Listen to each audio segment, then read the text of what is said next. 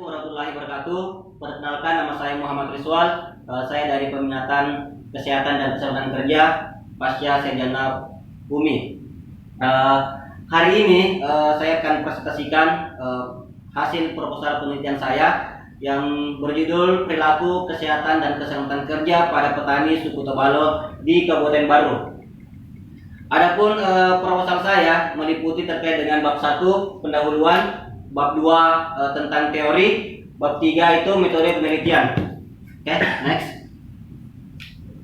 Bab 1 terkait dengan latar belakang, di mana petani merupakan profesi yang memiliki potensi bahaya yang tinggi karena penerapan keselamatan dan kesehatan kerja masih rendah. Berdasarkan data International Laboratory Organization atau ILO, sekitar 1,3 juta orang bekerja di bidang pertanian di seluruh dunia. Dari angka tersebut, 60% diantaranya bekerja di negara berkembang. Tingkat kecelakaan fatal di negara berkembang 4 kali lebih tinggi dibanding negara industri. Terus, kurangnya pemahaman angka risiko yang dihadapi berdampak pada kesehatan dan keselamatan kerja, seperti cedera, kecelakaan, kecacatan, hingga berdampak pada kematian. Adapun rumusan masalah yang saya angkat terkait dengan berdasarkan uraian di atas, maka pokok permasalahan dalam penelitian ini adalah perilaku keselamatan dan kesehatan kerja pada petani suku Tebalo di Kabupaten Baru. Tujuan umum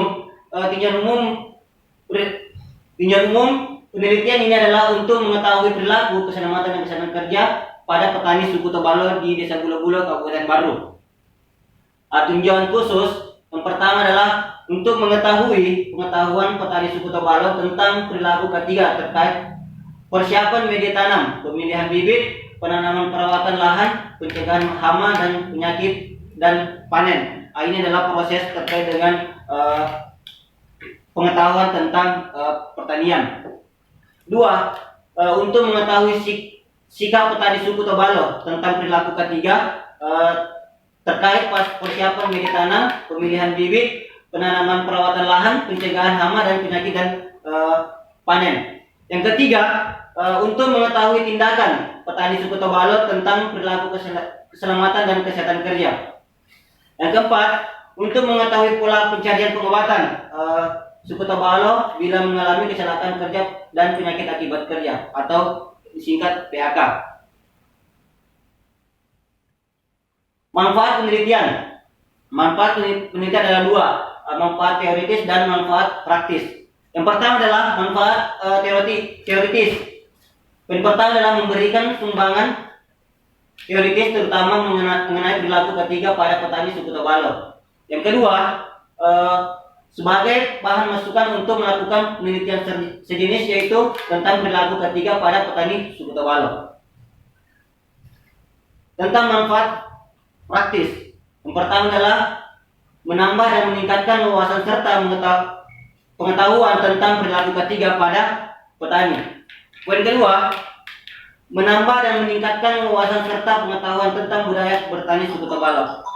Di sini juga ada masukan untuk terkait dengan budaya-budaya yang ada di suatu daerah yang ada di suku Tebalo di Kabupaten Baru.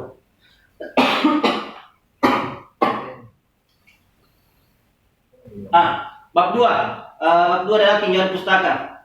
Yang pertama adalah tinjauan keselamatan dan kesehatan kerja. Di tinjauan kesehatan dan kesehatan kerja ada 4 poin yang saya bahas.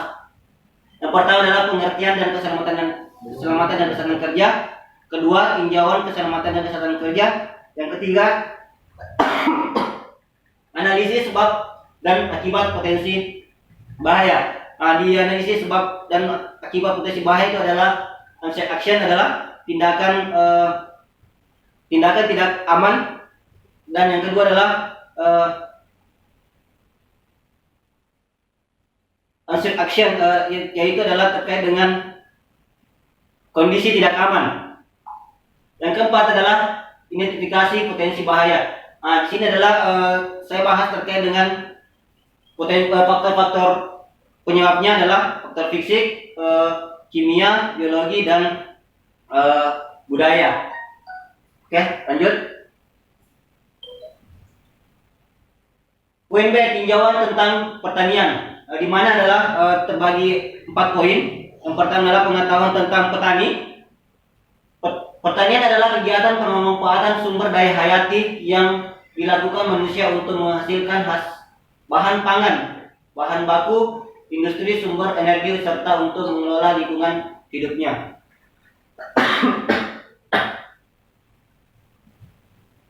Yang kedua, tahapan dalam bertani, di mana di tahapan pertanian adalah sudah dijelaskan terkait dengan petani mempunyai beberapa tahapan atau ritual yang akan untuk bagaimana cara menanam dan dapat menghasilkan yang lebih baik dan menguntungkan. Nah, di sini adalah tahapan bertani itu sudah mulai dari pemilihan bibit, pemilihan lahan, cara untuk bertanam seperti apa, dan bagaimana cara untuk panennya. Nah, yang ketiga, alat pelindung diri. Alat pelindung diri adalah perangkat alat yang digunakan tenaga kerja untuk melindungi sebagai atau seluruh tubuh dari adanya potensi bahaya kecelakaan kerja. Nah, biasanya itu kalau di pertanian, karena banyaknya alat pelindung diri yang terbatas, karena kalau di pertanian hanya menggunakan apa adanya untuk melakukan pertanian. Poin 4, pencegahan dan pola pencarian pengobatan. Pengobatan adalah suatu tindak lanjut yang dilakukan oleh seseorang atau masyarakat saat merasakan tidak tanda dan gejala terhadap suatu penyakit, atau ketika mereka merasakan bahaya dirinya sedang sakit. Nah, kalau di pola pencarian pengobatannya ini mereka akan diajak bagaimana mendapatkan pengobatan kalau pada saat mengalami kecelakaan kerja pada saat bertani. Mungkin kalau di lokasi mungkin dia menggunakan atau alat medis yang ada di rumah sakit atau puskesmas. Oke, lanjut. Tinjau tentang budaya. Budaya dimiliki oleh sebuah kelompok masyarakat diwariskan dari suatu generasi ke generasi. Selanjutnya budaya menjadi sistem nilai yang dianut bersama dan telah menjadi identitas suatu masyarakat. Budaya erat kaitannya dengan hasil pemikiran yang berupa tentang pengetahuan, kepercayaan, kesenian, pemanfaatan sumber daya hayati, nilai-nilai dan moral. Nah, karena di lokasi penelitian masih kental dengan namanya budaya, suatu cara melakukan pola pertanian. Oke, lanjut. Kerangka pemikiran sosial budaya suku Tobalo, adapun perilaku yang diangkat adalah pengetahuan, sikap, tindakan, dan pola pencarian pengobatan. Yang terakhir adalah kesehatan dan keselamatan kerja. Karena di sini adalah budayanya suku Tobalo, bagaimana melakukan pola pertaniannya seperti apa, muncullah namanya perilaku. Yang akan dilihat adalah pengetahuannya, sikapnya, tindakannya, dan pola pengobatan dan pola pencarian pengobatannya seperti apa yang mereka lakukan. Dan terus dan menjurus terkait dengan kesehatan dan keselamatan kerjanya. Oke, lanjut. Bab 3, metodologi penelitian. Poin A dalam metode penelitian, yang pertama adalah penelitian ini menggunakan model pendekatan kualitatif. Yang kedua, penelitian ini menggunakan metode observasi dan wawancara mendalam, intervensi atau wawancara dan dokumentasi selama proses penelitian berlangsung. Lanjut. Informasi penelitian, ada 6 informasi yang saya angkat. Yang pertama adalah terkait dengan kepala desa di Desa Gulo-Gulo. Yang kedua adalah kepala dusunnya Desa Bulo-Bulo. Yang ketiga, kepala puskesmas, kepala suku Tobalo, masyarakat suku Tobalo dan masyarakat sekitar yang ada di ada di sekitaran suku Tobalo. Nah itu yang saya akan informasi yang akan saya wawancara pada saat penelitian. Prosedur pengumpulan data. Yang pertama adalah metode observasi, yang kedua wawancara, yang ketiga adalah telah dokumen. Oke, lanjut. Poin D adalah instrumen pengumpulan data. Yang pertama adalah pengumpulan data hasil dari teknik observasi wawancara mendalam, dokumentasi dalam bentuk catatan lapangan yang terdiri dari dua aspek, yaitu aspek deskripsi dan aspek refleksi. Kedua, edukasi data. Edukasi data merupakan proses seleksi pemfokusan, penyederhanaan dan abstraksi data yang masih kasar yang diperoleh dari lapangan.